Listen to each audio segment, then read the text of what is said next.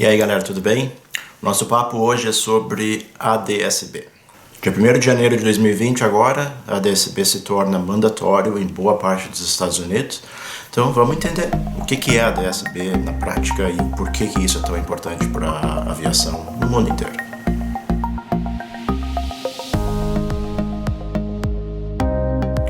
Então, o que é a ADS-B? Muita gente já ouviu falar sobre a ADS-B através de como é que funciona o FlightAware, Flight Radar 24 e esses sites, né, que mostram, né, os aviões passando. Mas o que é isso de verdade? Por que se está investindo nisso e por que é tão importante para a aviação? A ADS-B, a sigla significa, né, Automatic Dependent Surveillance Broadcast. Né? O automatic é, tipo, óbvio, né? O dependent, o que é o dependent? O dependent significa que o ADS-B, ele depende de... O avião tem que saber onde ele está a todo momento. Então ele depende de informação de posição, né? Especialmente GPS ou inercial, se for o caso. A surveillance, a vigilância, né? Broadcast é o que eu vou explicar na tecnologia em si, o que é um broadcast. Desde que existe controle de tráfego aéreo, lá desde os anos 50, imagino, 40, 50, né, isso é feito por radar. Isso é feito até hoje, em boa parte do mundo, no Brasil inclusive. Né, o espaço aéreo ele é coberto por radar e nos últimos poucas décadas, né, isso foi evoluindo ao ponto dos transponders dos aviões eles também mandarem algum tipo de informação.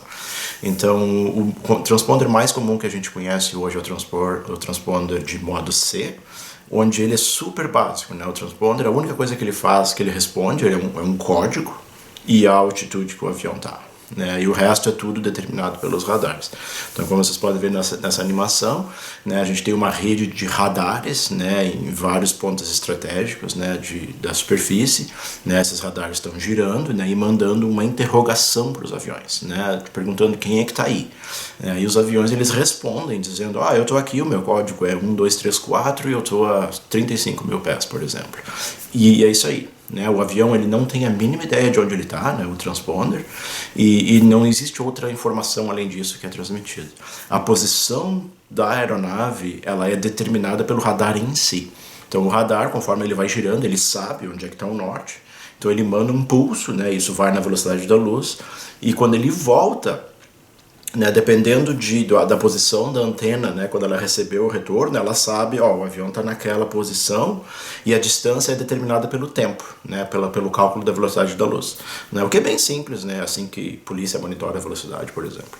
E isso não é muito preciso, né, e essa é uma das principais razões de que aviões voando em rota, eles têm que manter uma separação de pelo menos 5 milhas náuticas, por exemplo, porque o radar não é tão preciso, né? Então o radar ele vai estimar, né, que aquele avião está mais ou menos ali, mais ou menos naquele azimuth, né? E é assim que funciona. Né? Nos últimos anos, com a tecnologia de radar melhorando, né, esse nível de precisão melhorou, então especialmente em áreas terminais, né, por exemplo, São Paulo, Rio de Janeiro, aqui em São Francisco, são vários radares e radares mais rápidos, então eles conseguem ter uma resolução um pouco maior, né, em termos de onde é que o avião está. Então a separação de aviões ela desceu aí para em torno de 3 milhas mais ou menos nas áreas terminais. Eu não sei qual é a regra específica no Brasil, mas aqui nos Estados Unidos todas as áreas terminais o espaçamento é 3 milhas e em rota 5 milhas. Então, basicamente, essa tecnologia ela existe há décadas e é isso que está se utilizando. O maior problema dessa tecnologia é que ela é muito cara, né, para tudo. Né, os transponders, né, a infraestrutura de solo é extremamente cara. Né, cada radar desses aí que vocês estão vendo custa milhões de dólares. Né, e manter eles é um troço enorme, porque, enfim, ele está girando, tem muita coisa mecânica ali, né? O consumo de energia elétrica é enorme, ele tem que transmitir um pulso muito forte, né, para conseguir detectar as coisas no ar e tal. Tem muita coisa que a gente chama de clutter, né, de lixo que o radar pega, né? O radar pega pássaro, o radar muitas vezes ele pega o próprio terreno, ou se tem tempestade, então ele tem que ser super bem ajustado e calibrado, e volta e meia os controladores veem coisa que na verdade não está lá, né, ou coisas que não interessam, enfim. Então é complicado, né? A precisão, como eu falei antes, não é muito boa, né? O terreno tem um problema sério, né? Então a antena ela só consegue ver coisas que tá em linha de vista, né? Se eu tiver qualquer coisa abaixo do terreno, né, ou muito perto do solo, a antena não vê nada, né, porque a antena está calibrada para não mostrar o solo. Então por isso que a gente fala, existe o termo under the radar, né, voar debaixo do radar, que é para o radar não nos ver, né, que é muito utilizado por tráfico de drogas, por exemplo, né, esse tipo de coisa. Então, uns 10, 20 anos atrás, né, se começou a estudar, né, o que seria a nova tecnologia para vigilância de espaço aéreo. E daí que saiu o ADS-B. A maneira como o ADS-B funciona é completamente diferente do radar. Então, como vocês podem ver na animação aí, né, num ADS-B, um transponder ADS-B, ele sabe onde ele está o tempo todo. É daí que vem o D, né, do ADS-B, de dependent. Então ele depende de informação de localização. Então como o transponder sabe onde ele está, através de sinal GPS ou através de algumas outras fontes, ele pode enviar isso aí para o ar, né? Isso que se chama broadcast, né? Broadcast é quando a gente está falando alto, né? Mandando uma informação para fora sem destino específico. Né? Imagina que eu estou na rua gritando pro nada, né? E quem quiser escutar aqui, escuta. Isso se chama broadcast. É assim que TV funciona, é assim que rádio funciona, né? Eles estão... a antena está fazendo broadcast. Que é diferente de unicast, quando eu estou falando com você, por exemplo, né? Então é daí que vem o B, né, do broadcast. Então, como vocês veem na animação, né, a cada segundo, o intervalo é fixo, né, 1 segundo. A cada 1 segundo o transponder ele manda um pulso, né, um broadcast com um monte de informação, né, porque é um sinal digital, então ele tem capacidade de carregar muito mais informação. Então, por exemplo, algumas informações que ele vai mandar, por exemplo, é latitude, longitude, altitude, proa, né, a matrícula do avião vai no protocolo junto, o voo que aquele avião está fazendo, por exemplo, TAM 1234, GO 2345, né, isso é configurável no avião, então o sinal do ADS-B vai também. E várias outras coisas técnicas, né, que vai junto no sinal, e a cada segundo isso é enviado. Como a informação de posição ela é precisa, né, especialmente com GPS, quando o controle de tráfego aéreo recebe aquela posição, é extremamente precisa. Né, uma precisão de metros, ao invés de 5 milhas náuticas. Né? Então, uma vez que todo o espaço aéreo esteja controlado com a ADS-B, a gente vai conseguir separar aviões em torno de 1 milha com total segurança, porque a gente tem uma confiança muito grande de onde eles estão naquele momento, especialmente porque o pulso é a cada segundo. No radar eu preciso esperar a antena fazer a volta inteira para eu conseguir interrogar de novo. Dependendo do tamanho do radar, isso pode levar 20, 30 segundos. Né? Radares de Rapid Refresh, né, que são os que se usam em áreas terminais, eles são bem mais rápidos, mas em geral é muito difícil chegar a uma precisão de 1 segundo com radar, a menos que se tenha uma cobertura muito grande de radares. Outra vantagem do ADS-B é a estrutura de solo, que é extremamente barata. Porque a infraestrutura de solo, tudo que eu preciso é uma antena que recebe dados. Ela não precisa interrogar ou mandar dados. Então o consumo de energia elétrica é quase nulo, praticamente, porque a antena está praticamente escutando ali o tempo todo. A FAA nos Estados Unidos instalou estações de recepção ADS-B no país inteiro, né? Todos os aeroportos têm uma, e tem vários lugares estratégicos, especialmente em terreno, né, nos picos, enfim, onde tem mais estações de ADS-B para ter uma cobertura de espaço aéreo muito boa. Então hoje com a ADS-B, né, se você está voando um avião que tem ADS-B, o controlador consegue praticamente enxergar o seu avião até o solo, até de fato pousar.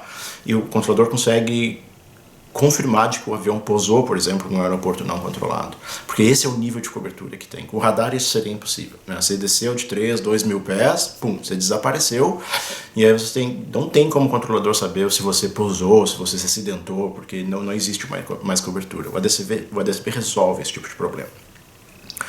Outra grande vantagem do ADS-B é como toda a infraestrutura é muito barata, né? Praticamente todos os aviões também recebem sinais de ADS-B de outros aviões também.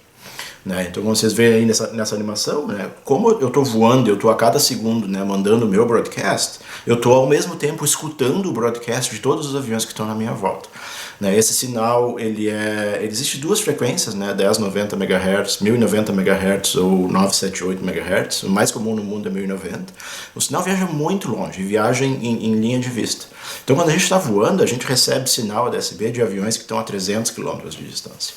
E com uma precisão incrível. Então isso é super importante para a questão de consciência situacional, né? Qual é o tráfego aéreo que tem na nossa volta. Então, como eu falei antes, aqui nos Estados Unidos, a partir de 1º de janeiro agora, né, daqui a 2 semanas, se torna obrigatório, em boa parte do espaço aéreo do país, os aviões têm que ter um transponder ADS-B. Isso foi divulgado, acho que há uns 10 anos, mais ou menos, então a FAA deu bastante tempo, né, para todos os aviões se ajustarem, né, à nova norma, e tá uma correria, né? Esse ano, ultimamente, a quantidade de gente correndo, né, para mecânicos, para instalar transponder e tal, é um troço absurdo, assim, porque todo mundo quer poder voar a partir de janeiro agora, e se não tiver transponder ADS-B não vai poder voar.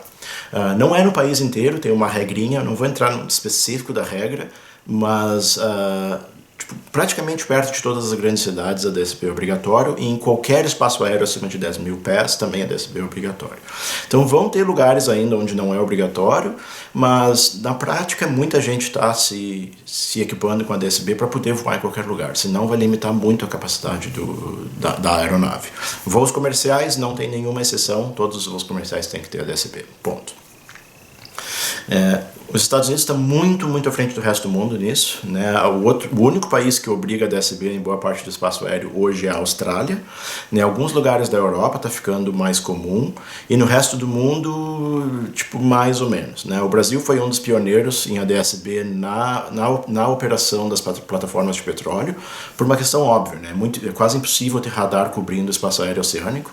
Então o Brasil foi faz anos já, não lembro quantos anos, mas faz anos já que se começou a usar ADS-B quase que exclusivamente para controle do espaço aéreo nas bacias, né, onde tem as plataformas de petróleo. No resto do espaço aéreo, até onde eu sei, não é obrigatório, e na aviação geral talvez leve mais muitas décadas, porque não é barato, né? Uma das maiores reclamações aqui do pessoal de aviação geral é que foi uma obrigação do governo, e do tipo, você tem que se equipar. No início os transponders eram bem caros, né? Hoje se consegue fazer, né, a conversão para ADS-B com em torno de 3, 4 mil dólares de investimento nos aviões menorzinhos, mas ainda assim não é barato, né? Se você tem um avião super antigo e você tem que investir 3, 5 mil dólares para colocar um equipamento que o governo está obrigando, né? Ninguém gosta desse tipo de coisa, mas, enfim, é para o bem de todos, é para a segurança de todos, então foi feito. E o meu avião ele é novo, então ele já veio com a ADS-B, praticamente todos os aviões fabricados nos últimos 10 anos, 8 anos, já vem com transponder ADS-B de fábrica, então eu não tive que me preocupar com isso. Então eu tenho ADS-B tanto de saída quanto de entrada, né? Eu faço meu broadcast a cada segundo e ao mesmo tempo eu recebo, né, a informação broadcast dos outros aviões voando. Vocês já viram em outros vídeos aí, eu mostrando a tela de tráfego, como vocês podem ver aí, né, o que eu tenho toda a noção de tráfego na minha volta. Outra coisa que os aviões têm, especialmente os aviões comerciais, são um sistema chamado TCAS, Traffic Collision Avoidance System, que é um sistema baseado em radar, que o avião em si ele tem um radar de interrogação. Eu tenho isso no meu avião, né, essa antena que vocês veem aí. Isso é um sistema que é basicamente um radar fixo, ou seja, ele não se mexe, né, e ele manda, né, a mesma coisa que um radar grande manda, né, um sinal a 360, né, perguntando quem é que está na volta. Né, e aí os aviões respondem com aquela informação básica do modo C, né, meu código é tal e eu estou a 7.500 pés. E o próprio interrogador, né, o avião que está interrogando, tem que fazer os cálculos lá para ter uma noção de onde é que aquele avião está. Então isso não é muito preciso. O problema disso é que é super caro. Né? Quando eu comprei meu avião, eu comprei esse opcional, foi 23 mil dólares, só esse equipamento. Tipo, é muito caro. Enfim, é uma questão de segurança, né? Nos aviões comerciais isso é praticamente obrigatório, né? Todos os aviões comerciais têm TCAS e eles usam praticamente a mesma tecnologia, que é um troço caro. Né? Com a ADS-B, né, no caso do meu avião, um avião comercial que tem ADS-B, os dois sistemas operam em paralelo. Então quando eu ligo o avião, eu aciono o meu transponder, que na verdade é automático, quando eu começo a voar ele liga sozinho. O meu avião está fazendo as duas coisas ao mesmo tempo. Né? Ele está escaneando, né, o espaço na volta dele, mandando pulso de interrogação de radar, e ao mesmo tempo ele está fazendo broadcast ADS-B e recebendo broadcast ADS-B também. Outra coisa super interessante do ADS-B, que é completamente impossível com radar, é a cobertura espacial para a gente ter cobertura de ADS-B no mundo inteiro. Existe uma empresa chamada Iridium, que fez uma parceria com a Iridium, que tem toda essa rede de satélites para telefone, internet e tal, onde eles terminaram este ano, agora em 2019, a cobertura no mundo inteiro para recepção de ADS-B. Isso é fantástico. Então, conforme os aviões estão voando no mundo todo, sobre oceanos, etc., eles estão lá mandando o pulso deles a cada segundo, né? E tem satélites de órbita baixa, né? São vários deles que eles estão orbitando, né? E eles recebem esse sinal, né? Quando eles têm uma antena, né, sintonizada nessa frequência de 1090 MHz, onde eles recebem esse sinal, e como o sinal tem a posição do avião, qual é o voo que aquele avião está fazendo, etc., etc., né? Essa empresa cataloga isso tudo. Até onde eu sei, ninguém está usando isso para controle de tráfego aéreo, porque é tudo muito novo, mas as empresas aéreas estão comprando essa informação para saber onde é que a frota deles está, o que é uma coisa bastante interessante. Eu imagino que num futuro próximo é provável que vá se utilizar isso para controle de espaço aéreo, especialmente em áreas oceânicas. O que se usa hoje em áreas oceânicas é um negócio chamado ADS-C, que é muito mais sofisticado que a DSB. Eu não vou entrar muito em detalhes, eu acho que isso é um assunto para um vídeo próprio, que isso utiliza a informação via satélite direto, mas enfim, é um assunto para um outro vídeo. Esse é o mais comum hoje em controle oceânico. Para vocês terem uma ideia de o quão mais barato é uma estação ADS-B, eu tenho uma em casa. Eu tenho uma estação ADS-B minha, onde eu vejo todo o tráfego aéreo na volta aqui de casa. Então essa aqui é a antena, né, uma antena interna de ADS-B, ela recebe nas duas frequências, né, 1090 e 978, né, então ela está ligada aqui num negocinho USB da FlightAware mesmo, né, onde esse hardware aqui, esse USB, ele recebe o sinal ADS-B e ele converte, né, num sinal digital que vai até aqui um Raspberry Pi, que eu tenho aqui no meu rack, né, na minha rede de casa. E o Raspberry Pi roda um software, que é o DUMP 1090, que é um software livre, que processa, né, todo o sinal ADS-B, e eu posso fazer o que eu bem entendo com esse sinal, né? No meu caso aqui, eu mando o sinal para o FlightAware, né? Eu sou um dos membros da rede do FlightAware, mas eu posso usar esse sinal para qualquer coisa, né? Então é bem simples, né? Uma solução super barata, e funciona bem. Como eu estou usando essa antena interna, ela não tem uma recepção muito grande, né? Mas se eu usar uma antena externa, eu vou com certeza pegar aviões aí a centenas de quilômetros longe, né? No meu caso aqui eu pego aí 80, 70 quilômetros, eu vejo alguns aviões. Mas mais que isso eu não vejo porque a antena é interna, né? Tá na minha garagem aqui, né? Então, enfim, tem portão, enfim, tem muita coisa obstruindo o sinal. Então esse aqui é o software que eu tenho, né, aqui no meu iPad, por exemplo, né, eu estou olhando no browser aqui no Chrome, né, esses são os voos aqui que eu tenho passando aqui na minha volta, não tem muito, né, são 9h30 da manhã, o espaço aéreo não está muito congestionado, de tarde isso aqui enche bastante, então eu consigo ver ali, né, no mapa, né, quais são os aviões que estão aqui perto, esse ponto preto onde eu estou, então eu posso clicar ali e ver, né, ó, um avião aqui, né, tem November 122 Bravo Mike, que é um Cirrus, na verdade eu conheço o dono. Enfim, né? Então aqui eu tenho uma noção aqui boa de tudo que minha antena, aquela antena da garagem está recebendo, está mostrando aqui tudo em tempo real. Né? Como eu falei antes, eu mando esse dado para o FlightAware, então eu faço parte da rede do FlightAware, e aqui nessa outra tab eu tenho uma página do próprio FlightAware que mostra as estatísticas da minha estação. Como eu tenho uma antena interna, minha estação não é lá grandes coisas, mas ainda assim tem bastante coisa. Eu reporto em torno de 1.400, 1.500 voos por dia, né? Você tem uma ideia do quão movimentado é o espaço aéreo aqui nos Estados Unidos, só aqui com a minha antena interna, pegando ali no máximo 40 milhas náuticas na volta de casa, eu reporto 1.500 voos por dia. Se eu tivesse uma antena externa, eu estaria reportando provavelmente bem acima de 2, 3 mil voos. Tenho várias estatísticas ali, enfim, né, o tráfego, né, a gente vê que tem dias que o tráfego sobe mais, sobe menos, enfim.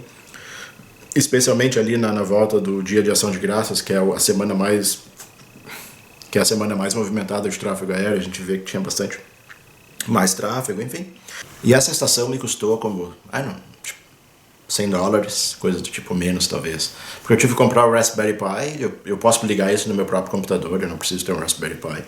Mas enfim, foi muito barato, né? Tipo, vale a pena, né? Pra gente ter uma noção em tempo real, né, do que está acontecendo no espaço aéreo da nossa volta.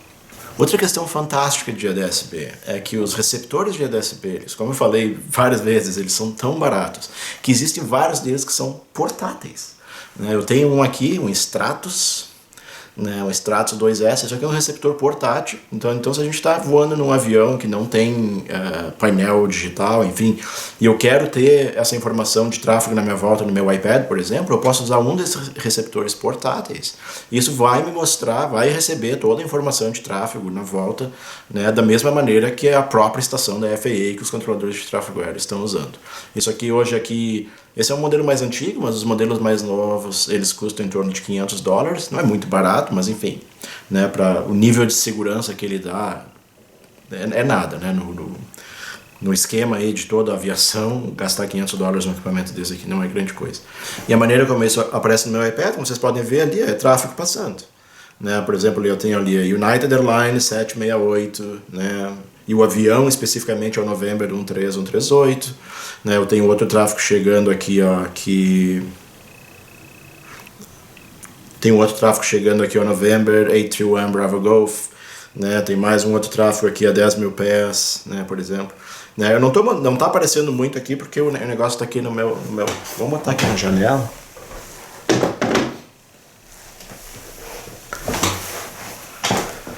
Ok, eu botei a antena na janela, olha ali, ó, começou a pipocar um monte de mais coisa ali, os aviões decolando de São Francisco. Né? A gente está com vento sul aqui hoje, que é super, super raro, então os aeroportos estão operando ao contrário, que é estranho de olhar. Né? São Francisco está decolando nas 10, normalmente decola nas 01, enfim.